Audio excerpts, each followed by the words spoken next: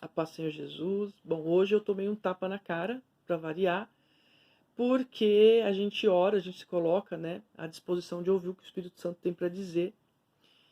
E quando eu abri a minha Bíblia, no capítulo 28 do livro de Crônicas, mais especificamente nos versículos 16 ao 27, eu me deparei ali com uma situação muito parecida com a minha. E o Espírito Santo ministrou no meu coração. E muitas vezes não é fácil. Porque a gente lê e acha que não é pra gente. Mas sempre é pra gente, né? Deus, ele sempre está falando com a gente primeiro. Quando a gente busca, Deus primeiro fala com a gente, depois, através da gente, com os outros.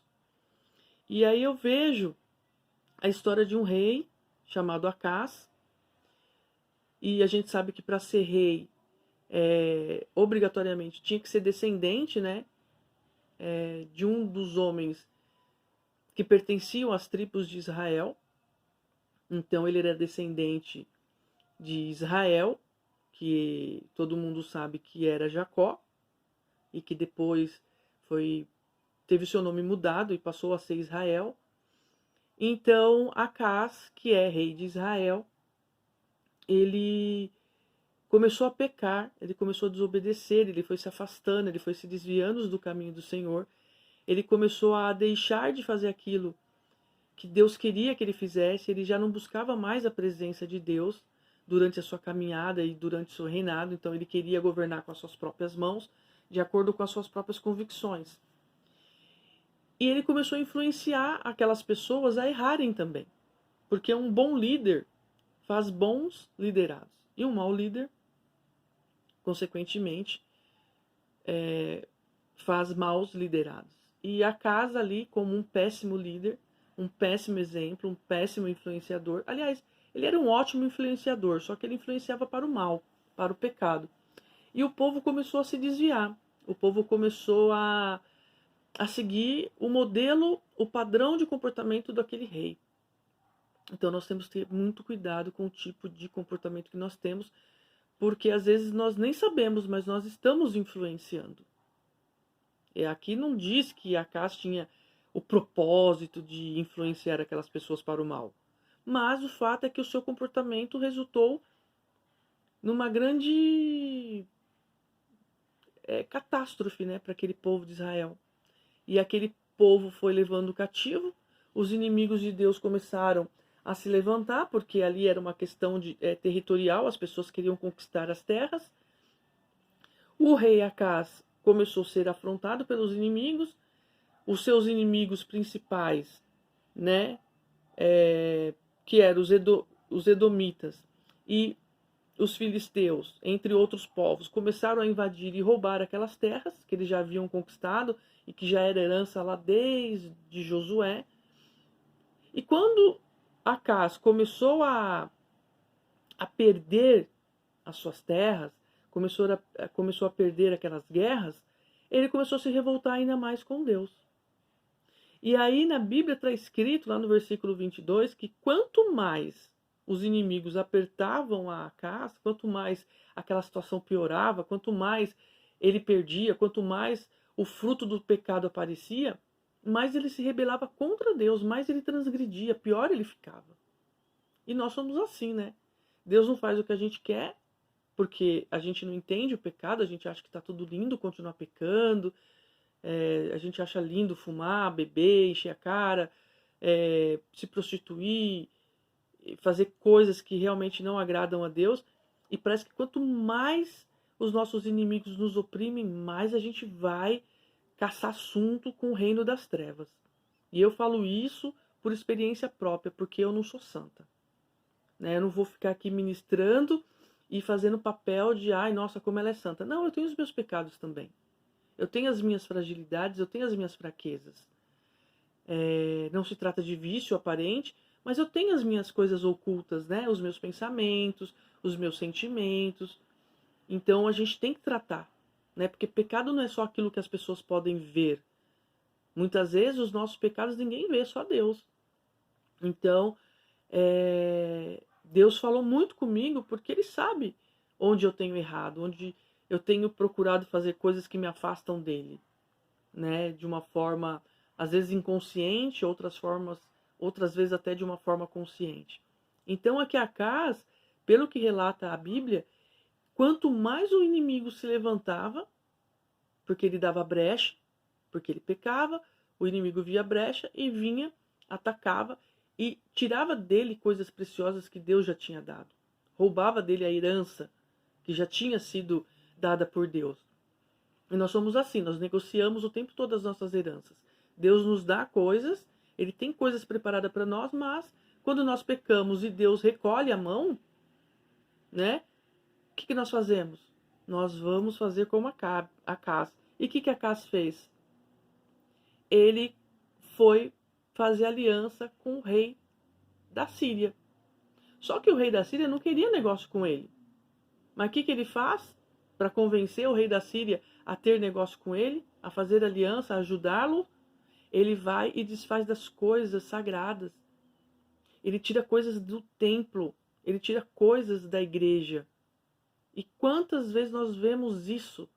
Homens, líderes religiosos, homens, mulheres religiosos, que eles se colocam numa situação de pecado e de aliança com o mundo das trevas de uma forma tão inimaginável que ele pega coisas da igreja, ele negocia a igreja, tanto nas questões materiais como nas questões espirituais. E outra, ele leva aquela igreja ao fracasso. Ele leva a igreja à morte, à destruição, por conta de testemunhos e escolhas que têm uma motivação duvidosa. E aí aqueles líderes, eles vão se revoltando contra Deus, até às vezes de uma forma inconsciente, porque a soberba cega as pessoas. E o que eles fazem? Eles começam a buscar de uma forma ou de outra o sucesso, a ganância, o dinheiro, a prosperidade, tantas outras coisas que não vai levar ninguém para o céu. Mas é isso que eles fazem. A gente conhece o fruto, a gente conhece a árvore pelo seu fruto. Eu não vou numa goiabeira querer colher manga e vice-versa. Então, aqui, o que Deus fala comigo é que nós temos que ser influenciadores para conduzir pessoas para a graça de Jesus, para a salvação que há em Cristo. E quando alguma coisa dá errado, a gente tem que avaliar que nós somos responsáveis pelas nossas escolhas e que a consequência é fruto daquilo que nós plantamos. Então, nós não devemos procurar a outros deuses como fez Acaz, quando ele diz que, bom, já que o rei da Síria ajuda esse povo, porque olha como eles são fortes, olha como eles se vestem bem, olha como eles têm carros novos, e às vezes a gente olha para a prosperidade do ímpio e às vezes a gente se coloca na condição de servir o Deus que eles servem, para não ter que encarar as nossas pobrezas, as nossas misérias, e aí é onde Deus tira a mão. E aí é onde nós perdemos a salvação que há em Jesus Cristo. Porque Acaz via o que aquele povo vivia e fazia uma comparação. Poxa, o meu Deus, que dizem por aí, que é o Deus que pode todas as coisas, né? Tem até frase de caminhão, né? Sou filho do... Não sou dono do mundo, mas sou filho do dono. Tá, mas e aí? Né? Todos são filhos de Deus? Não. A Bíblia diz que quem mente é filho do diabo, porque o diabo é o pai da mentira. Então quem mente é filho dele.